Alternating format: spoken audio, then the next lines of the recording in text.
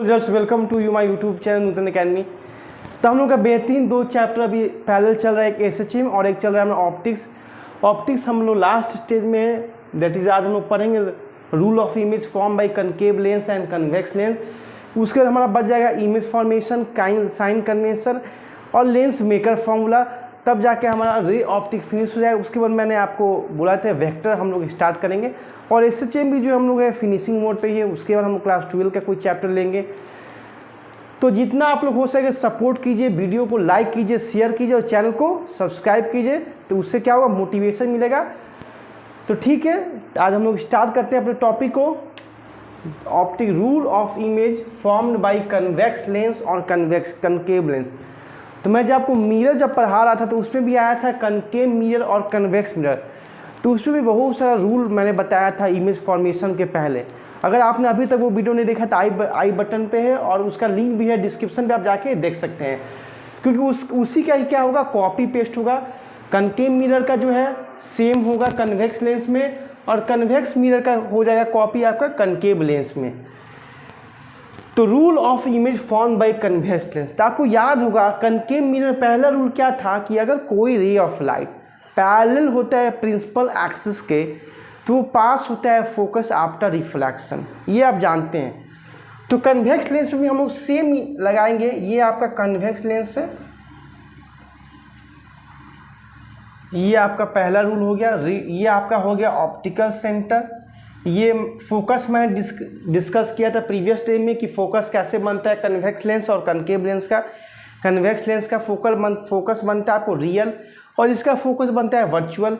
मैंने बताया था कि फोकस जो होता है कन्वेक्स लेंस का क्या होता है, आपको पॉजिटिव होता है कन्वेक्स लेंस का फोकस, और जो कनकेव लेंस का जो फोकस होता है बेसिकली क्या होता है, नेगेटिव होता है। तो आपने नहीं देखा तो ये भी आप वीडियो में जाके देख सकते हैं। ये आपका हो गया F1, ये आपका हो गया F2, ठीक है। ये आपका क्या हो गया, सेंटर ऑफ कर्वेचर C1 और ये आपका हो गया C2। तो मैं क्या बोला, कोई रे ऑफ लाइट पैरेलल है प्रिंसिपल एक्सिस के, कोई रे ऑफ लाइट पैरेलल है प्रिंसिपल एक्सिस से तो पास करेगा फोकस के, ठीक है। क्योंकि यहाँ पे है कि रिफ्लेक्शन होगा नहीं, क्योंकि यहाँ पे दो मीडियम की बात हो रही है, रेयर और एक डेंसर की बात हो रही है। तो एक मीडियम से टकराएगा, तो मैंने सारा चीज़ बताया था कैसे फोकस बना। ये मीडियम से टकराया था लेंस की इस सरफेस पे, तो इसको मैंने कंप्लीट करके तब जाके यहाँ पे फोकस बना था। तो वो सब आज हम लोग डिस्कस नहीं करेंगे, आज सिर्फ रूल बात करेंगे, रूल पर। तो कोई भी ray of light principal axis के अगर पैरेलल होता है तो वो क्या होता है, पास करता है फोकस के। कैसे, किस पे पास करता है, F2 से पास करता है। अगर कोई रे ऑफ लाइट पैरेलल होता है प्रिंसिपल एक्सिस से तो वो पास करता है second focus of the principal axis, उस पर वो क्या करता है, पास करता है, ठीक है। सेकंड रूल हम लोग पढ़ेंगे,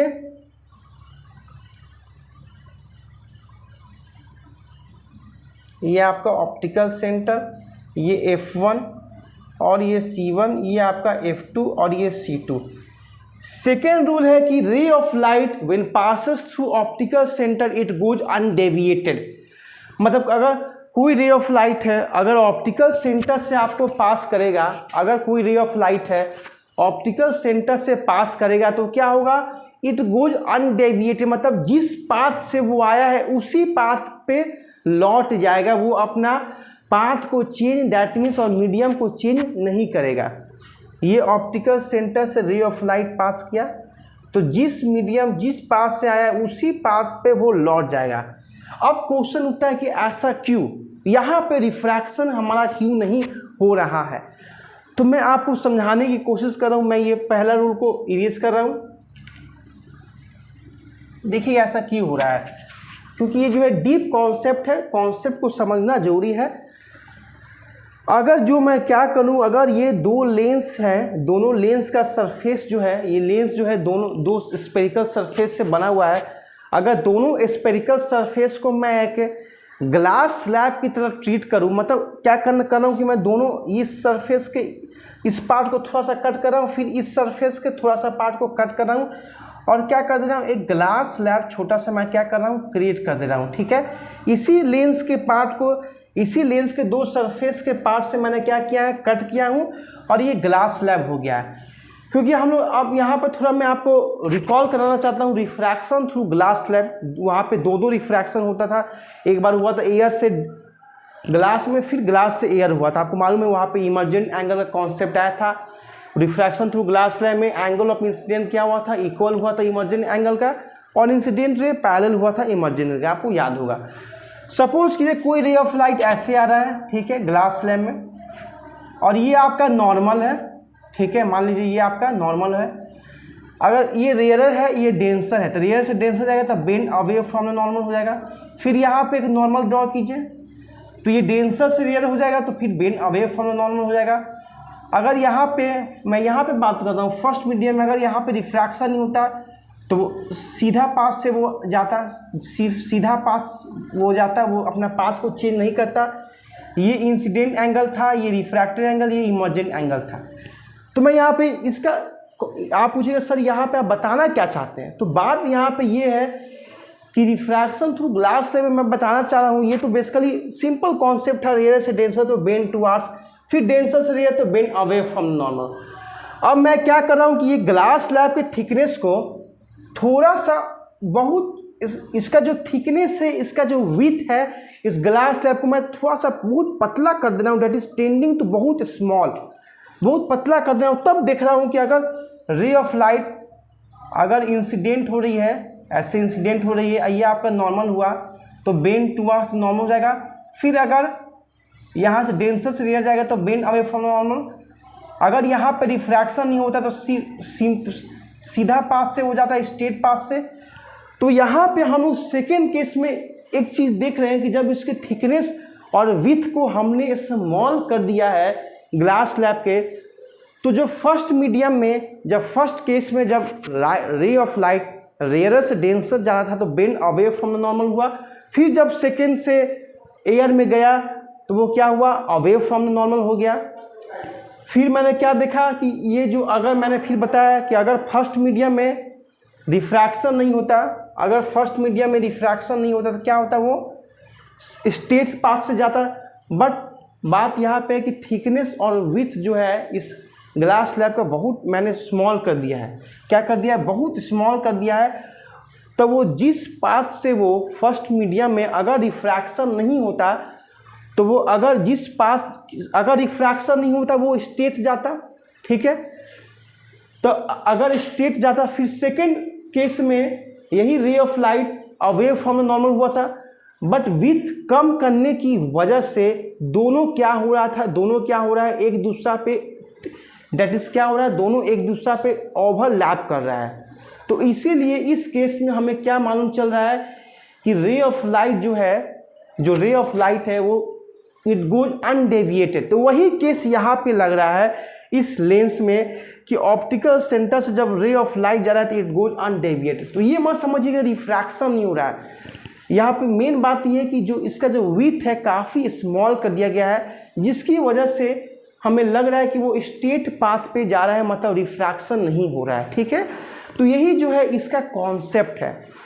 क्या मैंने लिया, एक ग्लास स्लैब लिया, उसके बाद मैंने आपको कॉन्सेप्ट दिया कि अगर रे ऑफ लाइट नॉर्मल से डेंसर जाएगा तो बेंड टुवार्ड्स अवे, ये सब मैंने बताया। फिर मैंने सेकेंड केस में क्या किया, इस ग्लास स्लैब के थिकनेस को बहुत छोटा कर दिया, तब रे ऑफ लाइट को मैंने पास करवाया।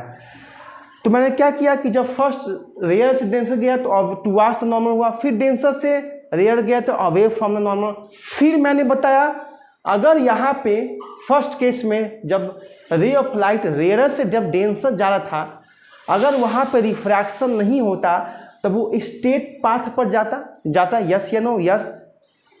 बट हम लोग फर्स्ट केस में देख रहे हैं, फर्स्ट फिगर में, कि जो ये इंसिडेंट रे है और इमर्जेंट रे दोनों पैरेलल नजर आ रहा है। क्यों, क्योंकि ग्लास स्लैब का थिकनेस हमने ज़्यादा लिया है, बट सेकेंड केस में मैंने थिकनेस को इसका काफ़ी कम कर दिया है। तो इंसिडेंट रे और इमर्जेंट रे दोनों एक दूसरे पे ओवरलैप कर रहा है, दोनों क्या कर रहा है, एक दूसरे पे ओवरलैप कर रहा है, और जिस वजह से हमें मालूम नहीं चल रहा है कि रिफ्रैक्शन हो रहा है। दैट मीन्स हमें लग रहा है कि ray of light goes undeviated हो रहा है, मतलब इसी मीडियम पे लौट रहा है जिस मीडियम से आ रहा है। तो यही केस यहाँ पे आपको देखने को मिल रहा है। मोस्ट कॉन्सेप्चुअल क्वेश्चन मैंने आपको बता दिया, आप समझ गए होंगे, ठीक है।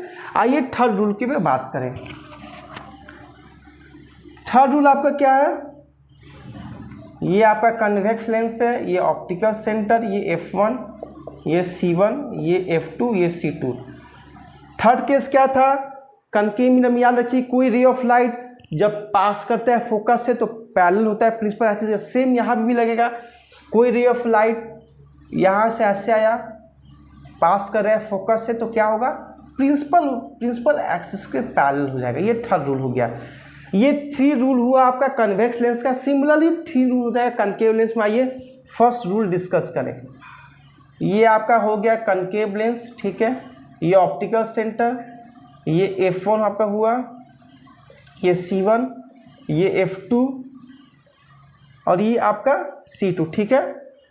और ये जो F1 F2 है बेसिकली ये आप किसी को भी F1 F2 मान सकते हैं, ठीक है। तो ये O है, ये F1, ये C1, ये F2, ये C2 हो गया आपका, ठीक है। अगर कोई ray of light, concave lens किसके सिमिलर होता है, कन्वेक्स मिरर का। तो उसमें क्या मैंने बताया था, कन्वेक्स मिरर में अगर कोई ray of light parallel passes करता है फोकस से तो प्रिंसिपल एक्सिस के पैरेलल होता है। सेकेंड क्या था, अगर कोई रे ऑफ लाइट पैरेलल होता है प्रिंसिपल एक्सिस के तो पास करेगा फोकस से। तो देखिए कोई रे ऑफ लाइट है बेसिकली क्या पैरेलल है प्रिंसिपल एक्सिस के, तो वो क्या करेगा, पास करेगा फोकस से आफ्टर रिफ्रैक्शन, क्योंकि यहाँ पे रिफ्रैक्शन होगा, ठीक है। मैंने बताया था कनकेव लेंस का जब फोकस मैंने ऑब्टेन किया था तो क्या आया था, डाइवर्ज आया था, आपको याद होगा। तो क्या होगा, पास करेगा फोकस से बट डाइवर्ज होगा, बेसिकली इस साइड वो जाएगा बट ये रिफ्रैक्टेड इस साइड जाएगा, बट हम लोग इसको क्या करेंगे, फोर्सफुली इसको इस पॉइंट पे मिलाएंगे वर्चुअली, यहाँ पे फोकस ऑब्टेन होगा। ये फर्स्ट रूल हो गया। सेकेंड रूल, अगर कोई ray of light optical centre से जाएगा तो सेम होगा, इट गोज अनडेविएटेड। इसका रीजन सेम होगा जो मैंने आपको बताया था कन्वेक्स लेंस में, ठीक है। फिर तीसरा रूल देखिए, थर्ड रूल क्या है, पास करेगा फोकस से तो प्रिंसिपल एक्सिस के पैरेलल हो जाएगा। ऑप्टिकल सेंटर F2, ये C2, ये F1 और ये आपका C1। अगर कोई रे ऑफ लाइट क्या हो रहा है, पास कर रहा है आपका फोकस से, ऐसे रे ऑफ लाइट आया, ठीक है, इस डायरेक्शन में, और क्या कर रहा है, पास कर रहा है फोकस से। कनकेव लेंस का जब भी फोकस होता है तो वर्चुअल होता है, इसीलिए मैं इसको डॉटेड लाइन से रिप्रेजेंट कर रहा हूँ, ठीक है। तो वो क्या होगा, पास करे प्रिंसिपल एक्सिस का क्या हो जाएगा, पैरेलल हो जाएगा, ठीक है। क्योंकि ये जो डॉटेड लाइन क्या दिखा रहा है, अगर यहाँ पे रिफ्रैक्शन नहीं होता तो रे ऑफ लाइट ऐसे स्टेट जाता है, बट रिफ्रैक्शन हो रहा है, मीडियम चेंज हो रहा है, तो क्या हो गया, पैरेलल हो गया प्रिंसिपल एक्सिस का। तो यही जो 3 रूल है इम्पॉर्टेंट है इमेज फॉर्मेशन के लिए, जो हम लोग नेक्स्ट क्लास में पढ़ेंगे। इमेज फॉर्मेशन 6 इमेज फॉर्मेशन जो कनकेव मिरर, कन्वेक्स मिरर मैंने पढ़ा था, वो भी एक बार आप लोग रिकॉल कर लीजिएगा, क्योंकि सेम यहाँ पे भी कॉपी पेस्ट होगा इमेज फॉर्मेशन मिरर और लेंस का, ठीक है। तो यही रूल ऑफ इमेज है फॉर्म बाई कन्वेक्स लेंस और कनकेव लेंस, आप लोग समझ गए होंगे। तो वीडियो कैसा लगा बताइएगा, नेक्स्ट वीडियो मिलेंगे, तब तक बाय बाय, जय हिंद सुंदर।